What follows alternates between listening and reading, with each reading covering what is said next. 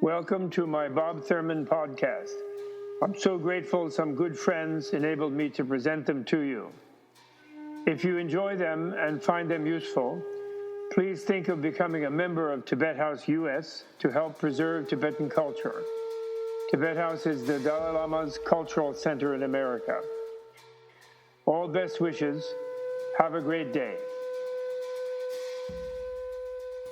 This is episode number 17, titled Buddha and Yoga.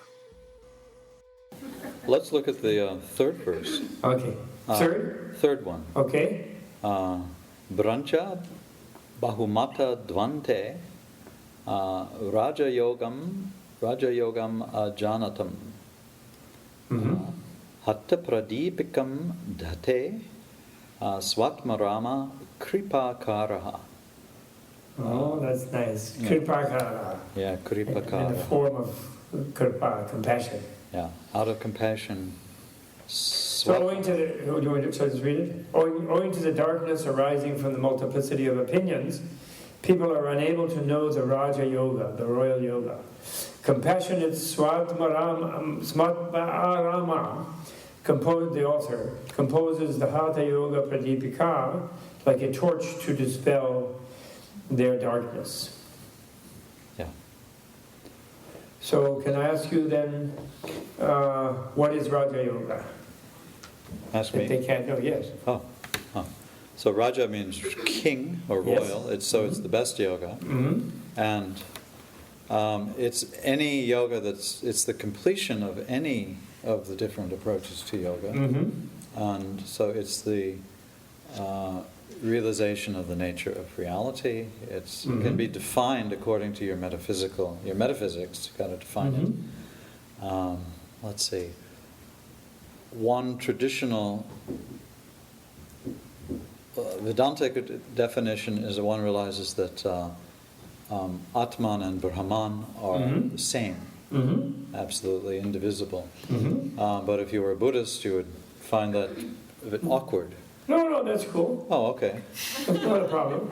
Cool. Okay. And then the state is described in the We define maybe the Atman and the Brahma a little bit, a tiny bit differently. Okay. But we'll get into that. But it would be fine to use that language, actually. Okay, yeah. I like... Atman is just in normal Sanskrit the word for oneself. And so if you're just like I'm talking about me, myself, anything I'm referring to is me. And of course, then in Advaita Vedanta, what you're discovering is you all of the things that are not you initially. You think you are all the things you are. Yeah, like I'm right? I'm not my fingernail, I'm not my body, I'm not my mind, I'm not any of the content of the mind, I'm not the subtle intelligence, I'm not the winds, I'm not the pranas, and all of that. Well, who are you? Okay, well, keep looking. And you are God. Yeah, and what is that? It's not anything you think, it's not anything. And so Atman is the actual indefinable nature of, even if you said anything, then you have to keep looking. Well, what is its actual... Atman is the actual... It's the actuality, the reality. Right. And what we discover is that Atman is empty of self. It has nothing. No matter how deeply you look, there is no ego, there's no self or anything separate there. But Atman turns out to be everything, but not even everything. It's you. Okay. And so when we say Atman, and everyone is doing yoga, I want to find my Atman, and it still has a local quality. Realize yourself. And then the word Brahman, which is a separate evolution in Indian philosophy, it's a Vedic term, tends to mean that which expands, which its nature is like this holographic, endless expansion, this interpenetration, where it's this gigantic net. Every point of the net is the center of the net, but it's lacking in a sense of local quality, local. Just an ordinary word, you say Brahman, people think of this great ocean of light or something. And they don't think of specific things, like cheese and wine or whatever goes on locally in the Catskills. Okay, whereas you say Atman, you're thinking of like a little bit of more like, even though you're not these things, you're still thinking of, personality, fear of death. Oh, I overcame death, and so there's still this kind of subtle dualism philosophically between Atman and Brahman. And so to realize that there's absolutely no difference at all is to understand. And this is something you realize rather than understanding intellectually. Okay. And Can I do that from the Buddhist Sure. side to get rid of the notion that there is this opposition? In the sense that the Buddhist side starts with anatman, the non-self, or no self, or selflessness we call it. And that's sort of where, Richard just, as he rightly said, the Paramatman, the Supreme Self, is the realization of your freedom from all of the things we think we are ourselves. Body, mind, speech, possessions, whatever, all of that. So there's this na-iti process where no, neti they call it, right? Where you're not this, you're not that, you're not the other, and then it turns out you are the ultimate, which is everything. So the Buddhists start right away with the anatman, and they say that what you are is lacking a self, meaning that all your relative selves are not absolute. So they're not really you. They're relatively you, but we wrongly tend to think that our relative identity is our real identity. As my old guru used to say, my Mongolian guru used to say, people are not wrong to think they're real. The problem is they think they're really real. And in other words, we exaggerate. Subconsciously, people think they're sort of absolute. That's why, like, they're irreducible me, you know what I mean? And they have a self-identity that's irreducibly themselves. So the Vedanta way goes where you reject all the minor attributes, the relative attributes of self as being the real self. And when you come to the real self, you call that the Supreme Self, which actually has none of your individual characteristics, and therefore you say that Supreme Self is Brahma. The Buddhist way is you realize your selflessness, meaning that all of those sense of self is not you. And then emptiness, they call Brahma as an emptiness. The equivalent of Brahma is emptiness, which just means that it's empty of any personal fixed thing that you could relate to. So in a way, that's why it's shared, like everyone is Brahma, you know? In Shankara's, and in fact Shankara's form of Advaita was unpalatable to the majority of Vedantins in India. He was actually accused very soon, in Indian terms very soon, a mere century or two after he wrote, even though they have Shankaracharyas there, he personally was accused of being Prachanabauda, which means a closet Buddhist. And the reason he was is that if you say that Brahma is nirguna, meaning unqualified, absolute, and in that sense shared, when you realize you're Brahma, you realize everybody else is Brahma too. So you're actually not that special in a way. Everybody is Brahma, you know what I mean? And everybody can realize they're Brahma, right? So that means that things like the caste system, the difference between the Brahmin, the Kshatriya, the Vaishya, and the Shudra, and the Chandala, that these are just relative human-made, man-made artifacts. There's nothing absolute about them. And actually the Chandala, the outcast, is Brahma too, is Nirguna Brahma. And when you realize that you realize you are the outcast. Do you follow me? So it's radical non-dualism. And they didn't like that. So they came up with what they call Vishishtadvaita, qualified non-duality. And then ultimately with a great philosopher, Indian philosopher called Madhva, in the 16th century, in the 1500s, they came up with a brilliant Indian invention called Dvaita Advaita, which means dualistic non-duality. And dualistic non-duality preserves the specialness, yes, in Madhvacharya's case, of Vishnu as the supreme God. Right. In other words, Saguna Brahma. There is this level called Brahman, but that's a lower off-sloughing of the supreme Godhead, of the supreme deity. Right. Therefore, they maintain their specialness, right, their exclusivity, and their political and economic positions. That's right. Just like And they don't have you to could look wash at the most laundry or religions clean do the the same toilet. thing. Yeah. Right. Exactly. And so that's why so that's why the Buddhists and Shankara are actually no problem, very, very close. And the Buddhists and the Vishishtadvaitins or the Dvaita-Dvaitins, etc., and they're all the beautiful, sophisticated philosophical things, every single one of them are the greatest philosophers that ever walked. Oh, they're incredible. Sanskrit is the greatest philosophical language, and they're just amazing. But the Buddhists and the Advaita, the real heavy-duty radical Advaita Vedantins, were always in tension with them, because radical non-dualism erodes, absolutized hierarchies. And that is why in Tantra, which I believe is the source and very closely connected to Hatha Yoga, and as we will explore here and we'll discuss, and we'll get Richard's view of that.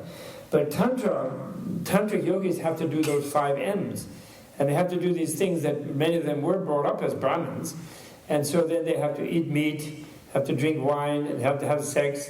They have to, what's the other one? That's 3. Eat cow. And Madana, Maitana, Mamsa, and probably some Mudra. Drink wine. Mudra. Urine and feces, I think, that stuff like that. That's not one of the. No, they're supposed to eat feces and urine. That's a different. No, I think it's in the impure things. Yeah. Well, at least the Buddhists do that. That's okay.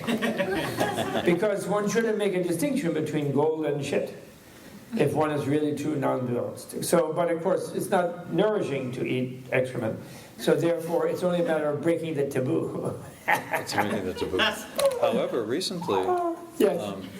what they call fecal implants are being used in That's medicine. true. If someone has bad flora in their gut. And that's true, they do that.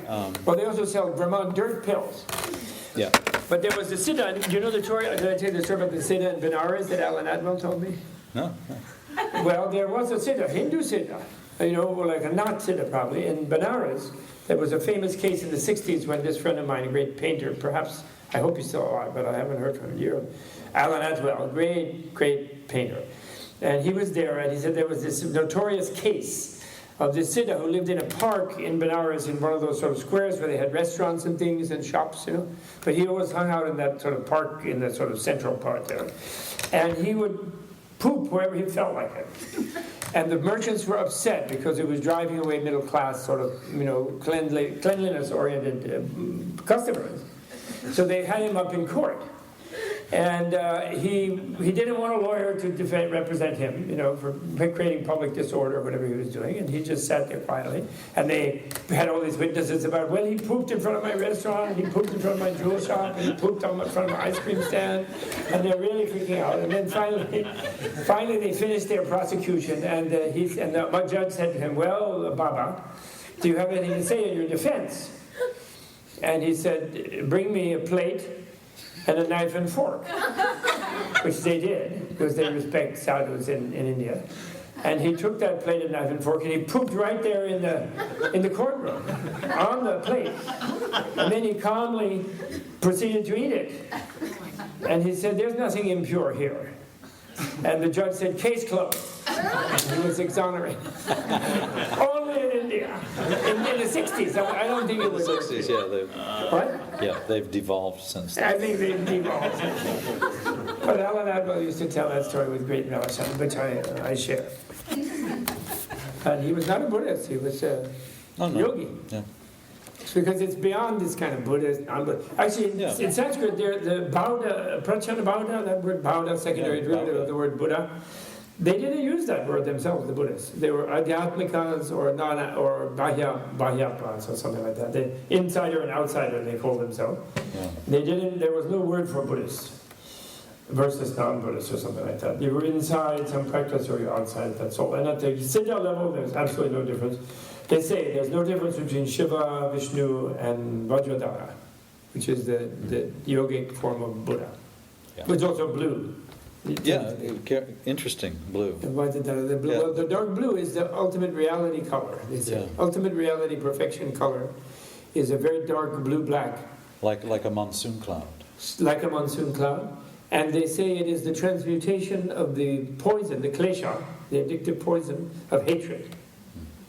It's very interesting. The most fierce of the poisons, hatred, is the one that, because the hatred tends to destroy things, so it's the energy that destroys, takes apart the facade of the samsara, of the structural world of suffering. It demolishes that world. And that's why I said, at least it would be a Buddhist explanation of it. Yeah. Well, Shiva has the blue throat. Oh, he has from drinking. Or he didn't swallow it. He didn't drink it then. He didn't? Well, he only took it to here and held it in the akash. Okay. He didn't spit it out. He didn't swallow it, but he's totally cool. yeah. But he turned blue. Right. Now they're absorbing the poison that connects to them. I'm sure. Absolutely.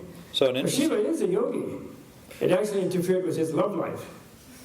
Because Uma was not sure she really wanted to snuggle up to some guy smeared with sanitary human bone ash with snakes in his hair and blazing flame in his third eye. She used to have to, she would play strip poker with him or dice and win every time and make him take off the snake and wash. Really? Take the ash off. Yes, she domesticated the mad yogi. She did. There's a wonderful poem. Kalidasa wrote a marvelous poem about it. It's really beautiful. It's a good poem. Another side note is the word Swatma Rama is a beautiful name for the composer of the text, because when you say Swatma, you're meaning the self of the self, because Swa is another reflexive pronoun that means self. Right, his own self. So it means the self of the self. Right. Now the self of myself, when I talking about myself, it's one thing, but if I start talking about the self of myself, that's right. then I'm really That's talking. the real self of the full self, right? And Rama, it means the pleasure. So it's the pleasure of the self is the guy's name, Swatma Rama. Right. I think this is Arama with a long meaning addressing pleasure. Swatma. Oh yeah, Swatma. Atma, no, it's wrong. Yeah, it could be either Arama or Rama. So he's enjoying pleasure, Swatma, in his own self, enjoying pleasure in his own self. Because of course the non-dual, Buddhist tantrikas would say, yogis would say, that ultimate reality of Brahma, Brahmahood, or which they would call nirvana, they could also call nirvana, being blown away, that ultimate reality is not known by ordinary dualistic conceptual cognition or understanding, what we would normally think of understanding. It is known only by bliss. The subjectivity that knows that is that expansive, ecstatic bliss, which blows you out, kind of. So it's not a matter of if you clutch onto it, you give yourself to it through bliss. Mm-hmm. So the way they express that is that bliss is what knows it, right? Yeah. Which is kind of nice. So Swatma, his own self, is bliss, actually. His own self is and bliss. He's enjoying the universe. And out of his compassion, he dispels the darkness from Brancha Bahuma. And a brancha means bad philosophy or bad views. And there are thousands and thousands, there are just endless numbers of bad views. And many of us entertain many thousands of them throughout the day. And these are just bad philosophies in which you're not really seeing reality. And so to dispel that, so not only is it referring to between the schools, which are always arguing with each other, right? Iyengar yoga versus Ashtanga yoga, and it's like, give me a break, okay? And then Shia versus Sunni, it's like same.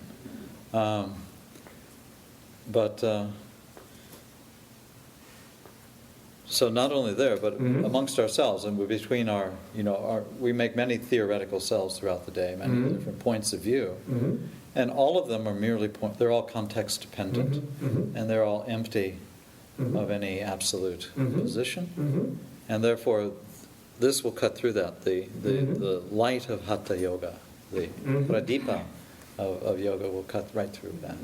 The lamp of it. Can I say something about compassionate? Since I mentioned bliss, in the sense that the non-dual realization is such that the person who realizes it achieves permanent, total bliss, right? But there's an awkward element in that bliss for the non-dualist, in the sense that they perceive their oneness with all beings complete.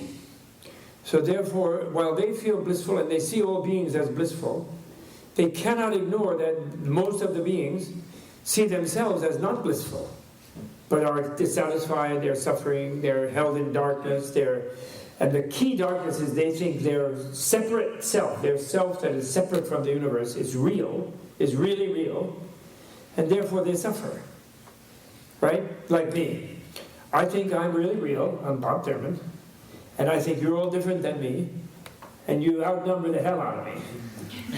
And all other beings in the world outnumber me even more. So since and then there's the ticks. And there's the bacteria. Of those, yeah. What? There are billions of ticks and Billions. billions to the billionth power of bacteria. Exactly. So I'm freaked out and I'm suffering. I'm struggling with this other, which is the world, by my delusion of being myself separate from them, and that division is absolute. And there's only battle across the line, really. Sometimes there's friendliness. Mom liked me. My lover liked me. My baby liked me. But it's for a while. All that is for a while. But mostly everybody doesn't think as much of me as I think of myself. So I'm in conflict with the world in a way, on a primal level. And even there are philosophies that say that's the way it is, and you just have to have nuclear weapons or something. But the non-dual person sees that, and yet they're frustrated by the fact that they cannot blast that suffering and that delusion out of the people and sort of bliss bomb them. Because the energy of that bliss, if they sort of just radiated it, the person who feels separate would feel invaded by it, overwhelmed by it, and they would tighten up even more, and they would become more freaked out. And they would crucify the blissful being, or waste them and somehow do them in, if they could, and if not, they would run away from them or whatever. So that's where the compassion comes in. The compassion, we wrongly think that being compassionate is somehow to just climb into other people's misery. But that wouldn't help them, and that's not really compassion. That's just joining their suffering. Compassion is completely feeling their suffering and not feeling it at the same time, keeping the bliss, so as to act and engage in just such a way as to get them to rediscover that their suffering is actually bliss. You follow me? So therefore, the compassionate svatma arama, someone who's really self-enjoying himself, to compassion meaning he's feeling that you're not self-enjoying yourself enough, as you should, and as you could, and as you will. So he writes a book, giving you some method to do that. Do you follow? So it's very important to know that genuine compassion requires that your duty, if you want to be a compassionate person, you have to be happy. Because you have to know what the happiness that the other person you're compassionate about is missing.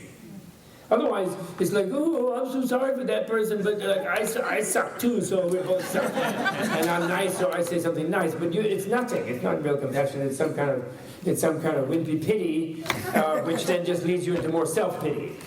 Whereas compassion is a dynamic thing based on your happiness and realizing the other person could have, but they have to learn how to do it, and you then write a book.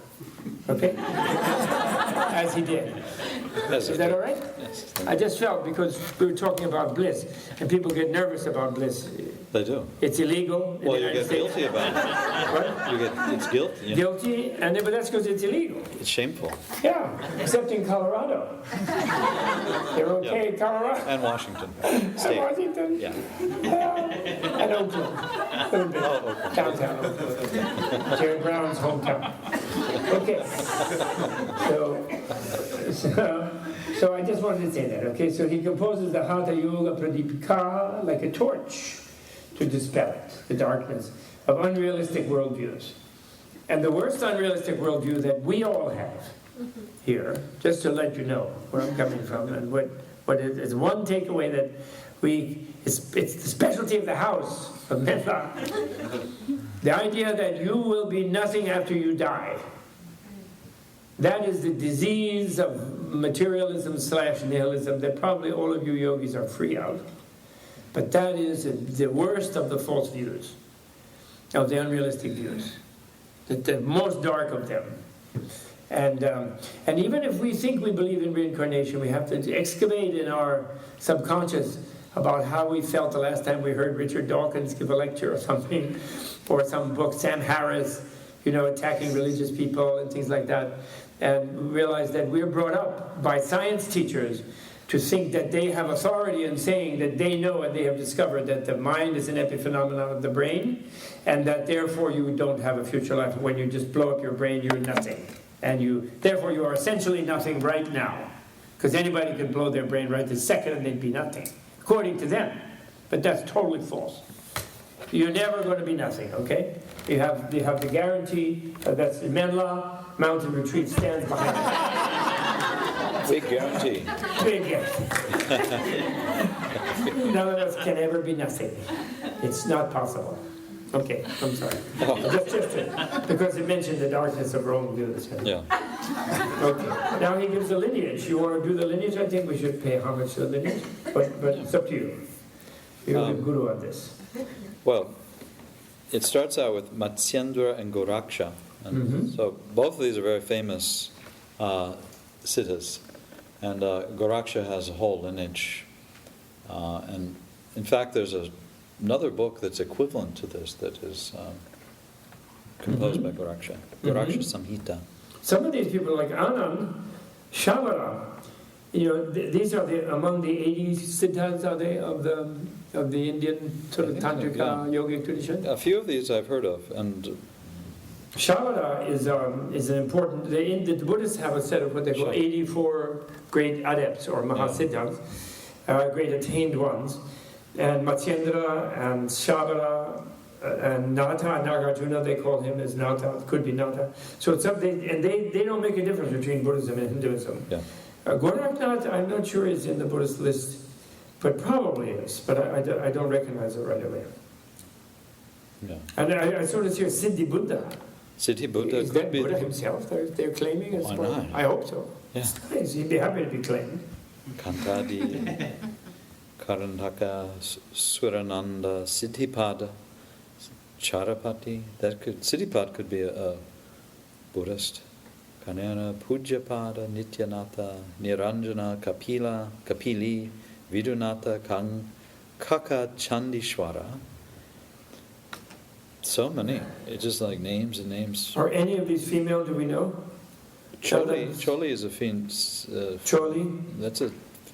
Bahuniki is feminine. Could be. There's out of the 84 in Buddhism, and they have a bad record. Only four are female of the 84. But about 60% of them have gurus who were female dakinis or yoginis or something, but somehow they don't get mentioned. They didn't write a book. They just shaped, they made the guy eat fish guts and so on. I mean, they shaped them up.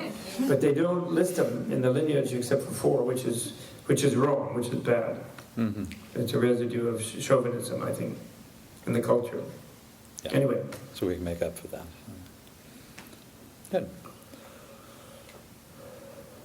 So, But you want to jump to 9?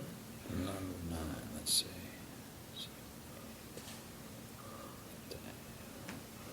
Like a house protecting one from the heat of the sun? Or That's a 10. No. Ityadaya Mahasiddhi Hatha Yoga. These, Okay, so these Mahasiddhas, breaking the scepter of death, are roaming in the universe. So this is What's the Sanskrit word for scepter? Is it they Vajra? have Kaladanda. Oh, Kardanda. Kaladanda means the stopping time. Yes, it's the staff of time. Yeah, which is better than the scepter of death is Yes, scepter. not in here. So they actually have the club of death, of time, the club of The time. club of time. Right. Yeah. The So Yama danda. holds that. Yeah, and so if you have that Kaladanda, club of time, or the staff of time. Yeah, so just in my mind, my image is that the staff of time stops time. Uh-huh. But it's also the ultimate weapon that, that these lords carry the ultimate weapon, which is time.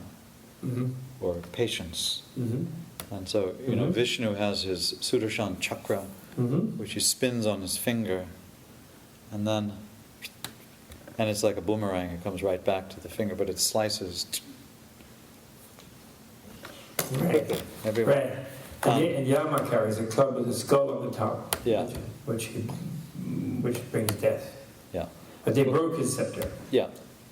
And so what you do is the Sushumna, the central Sushumna Nadi, is the it breaks time, because once prana goes into the central channel, the chitta stops constructing time and space. In other words, which is a construction. It's merely that. And so that construction of time and space stops. And so what does death mean? And you have that experience, the direct experience of that through this. So, and then they say they're still roaming the universe. And so here we are. Probably a few of these are mentioned here in this list. And we say, whatever happened? They're around. Yeah, well, they could be right here at the retreat, They are. like Tintini. It's not just Obi-Wan Kenobi who can appear in a luminous body. All these siddhas are there. Buddha is there for sure. Roaming the universe. And they're not really roaming idly, they're roaming to help beings. They're traveling around. Yeah, so they're... But can you come back to Sushumna? Sure. So how does Sushumna... Oh yeah, that's the second question back in the early verse. Explains Hatha Yoga for the attainment of Raja Yoga. So then that requires, in the second verse, so how does Hatha Yoga form a basis of Raja Yoga then? Okay, so... He's teaching Hatha Yoga to then attain Raja Yoga. Right. So, Hatha tends to mean... In a lot of the early texts, it means force. Like if you don't just get this by hearing, that the nature of reality, then we got to get some exercises for you. And have we got exercises for you? And it's been explained esoteric in this that Ha stands for the sun, and Ta, palatal Ta, is the moon. And so these are two complementary opposites, two ends of the same stick, and that it is a practice of one in the nadi system of taking the sun channel and the moon channel and balancing them so that they are simultaneously open in the same way, and then shutting them off in order to open the central channel. So the yoga, in a way, at a deep level, the yoga of the two is opening the central channel. It's to open the central channel through a dialogue between Ha and Ta. And so in our stage of practice, which is raw beginning, it's finding the inhale in the exhale, because they're complementary opposites, or finding the counteraction in the primary action, or finding what they call the pratipaksha kriya. So pratipaksha bhavanam, and so in the antidote. In contemplation, you start to look at something, you start to look at its pratipaksha, meaning its context or its other wing. Paksha is a wing, and so when you get both wings to work, then you get a synthesis between the two things. And that moment of synthesis stuns the mind, because it no longer takes either path. And so the mind is stunned, it doesn't go anywhere, which is nowhere, which is the central channel. And so physically this manifests in the body as a central channel. And so all over the body in Hatha Yoga, we're discovering patterns of either sensation or flow, and then systematically creating the counter action of the other wing of it, and then coming into a sattvic state or a contemplative state or a middle path state. And so you do that in the realm of the prana in Hatha Yoga through mudras and bandhas and pranayama, and then hopefully you can do that also philosophically, which you start to understand conceptual systems as also empty, also as needing having context and balance. And so you start to have the same phenomena intellectually of the middle path. And in all of these, the mind hits what they call the unmani stage, or no mind. In other words, the prana stops moving, and it's just like, bliss. And that's the middle path is bliss. And so the Raja Yoga is the it's the middle path. That's the king, and that's what we're really talking about. And whatever technique you got to use, whatever you have to balance, might be slightly unique to you, because you have individual circumstances and slightly unique. Usually, we're not as unique as we like to think we are. We're just slightly unique, Significantly, but then the Hatha Yoga is unraveling the knots and the blocks of the central channel. Yes. And which one then does the Raja Yoga? Yeah. It's open. And so once your central channel opens, and you can taste the Raja Yoga anytime. In other words, the nature of the non-dualism is that any system, even in its plugged up state of all knots and just being on this lower level, it is composed 100% of Brahman, or it is already 100% shunyata, bliss. Clear light of just as in its actual immediate nature. And you can realize the Raja Yoga at any moment. And I think we all do. We get little hits momentarily. And so, for example, like in this text, it's not quite as clear. It's mentioned, but you can go into your central channel. You don't have to go into the bottom like we're working on, to get the kundalini to stop plugging it up. But you can go right in the executive entrance. Right at the root of the palate, which is... And you can do that anytime. In fact, you don't have to do it. The idea in Raja Yoga, and this is what makes it funny, is it's slightly beyond technique. It's, in other words, it's insight into the very nature of technique as being empty. You don't even need it. It's like a joke or something. And it's something that we get little flashes of, I think, every time we really connect with other people, other beings, or two systems meet. In the tantric physiology and the Tibetan thing, when you yawn, actually, you get the central channel. You verge the prana toward the central channel. When you faint, when you fall asleep, those things are all... The reason you energize from a yawn is that your jaw energy comes out of the central channel. Because you're a little bit open, they usually clamp it shut and then it's open a little bit, right? Now, just to have a question. The Ha is the sun, which is the right hand solar channel, and the Ta is the moon, the left hand. And is the sun identified with the female and the moon identified with the male, as in Buddhist Tantra? No, it's the opposite. It's the opposite? Which is delightful. Because it's slightly arbitrary,